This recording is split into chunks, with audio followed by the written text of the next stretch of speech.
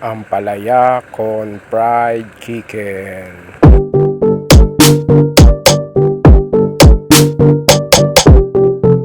Ito yung mga kakailanganin nating sangkap. Unang-una syempre ay ang ampalaya.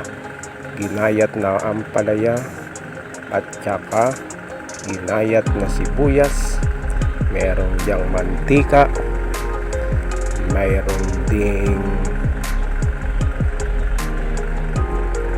bawang, yan, tinadtad na bawang, ginayat na kamatis,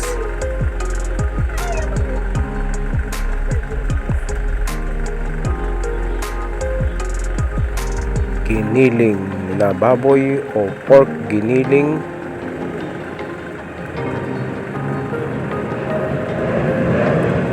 paminta, asin, tsaka pork cubes. Samahan na rin natin ng oyster sauce. Ayan po yung ating mga gagamitin sa ating ampalaya con giniling na baboy. Una, ilagay natin sa kawali ang mantika. Sunod natin ilagay ang bawang, tinagtad na bawang.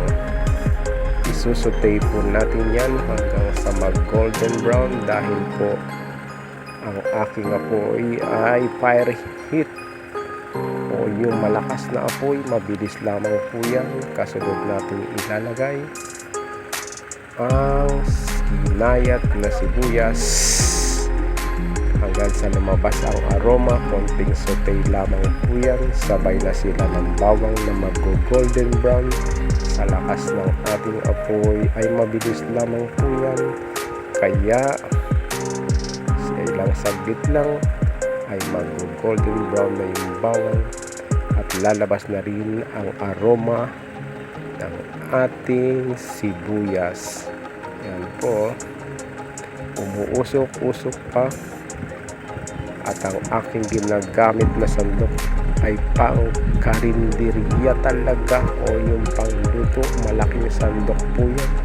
Halos isang baso ng tubig ang nilalaman ng sandok na yan. Kaya malaki po yan. Sunod po natin ilagay ang ginayat na kamatis. Ayan. Hanggang sa ang kamatis ay medyo lumabas ang kanyang pinaka-sauce, pinakasabaw ng kamatis na halos mapisa. At syempre yan, maluluto yan mamaya. Halos hindi na yan makikita pagka inilagay na natin ng ampalaya at saka ang pork giniling. Tuloy-tuloy lamang po ang ating video, mga kapatid at mga kaibigan. Maraming salamat sa inyong panonood at patuloy na pagsuporta sa inyong lingkod, Cooking Master Bro. Ayan po, hindi na natin pinuputol ang video. Tuloy na lamang po yan sapagkat nais ko rin po naman na medyo mahaba ang ating video. Sa loob ng 10 minuto tatapusin natin ang video ito, kaya pagtiyagaan nyo na po panoorin. Ilalagay ko na po ang pork giniling. Ayan, ihalo-halo na po natin ang pork giniling doon sa ating sinutay na bawang, sibuyas at kamatis para maluto po ang ating pork giniling. Ayan, medyo halo-haloin, mix lamang po. Ayan po, isunod natin ilalagay ang oyster sauce. Yan ang magpapakulay sa ating ginisa. Oyster sauce, magkukulay brown na po siya ang ating pork giniling. Nang sa ganun ay manuot na ang lasa ng oyster sauce doon sa pork giniling. Salamat sa inyong suporta mga kapatid at mga kaibigan ko. Natagalan po tayong mag-upload ng video pasensya na po, medyo busy lang po talaga at maraming iniisip ang inyong cooking master bro. Yan, nilagay ko po yung tubig para po pakukuluan po natin ng konti para maluto po yung ating giniling na baboy. Nagdagan po natin ng tubig. Ayan po, pakukuluan po natin yan ng kahit na ilang minuto hanggang sa maluto yung ating baboy. Sapagkat giniling nga po yan, madali lang po yung maluto. Atin pong tatakpan para mag-concentrate na po yung init at hindi sumingaw. Sa ganun mapabilis na ang pagluluto ng giniling. Sa kabilang kawali naman po ay nagperito na po ako ng manok. Kaya ayan po yung ating fried chicken.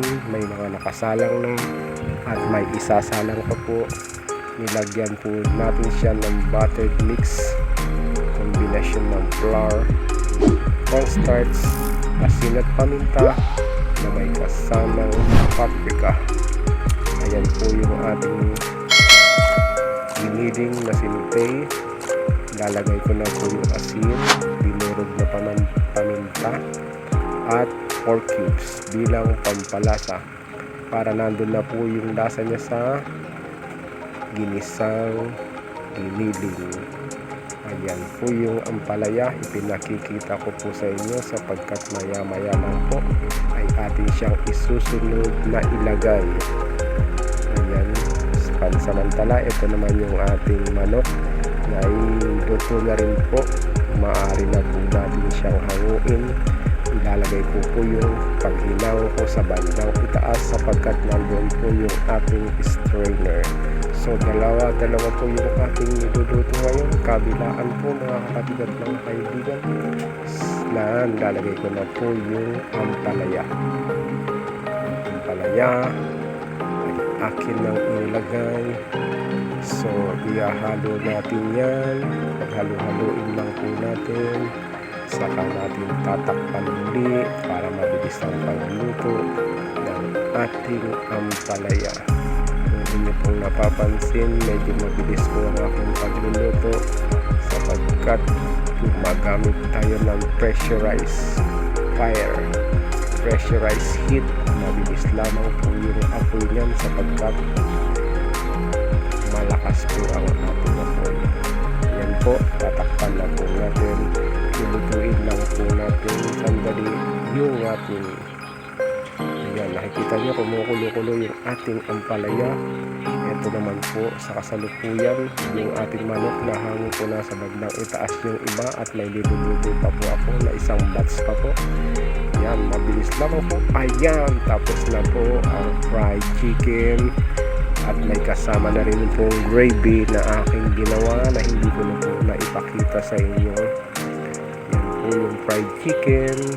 Siyempre, luto na rin po yung ating ampalaya con carne na may kasamang fried chicken. Kaya ampalaya con fried chicken.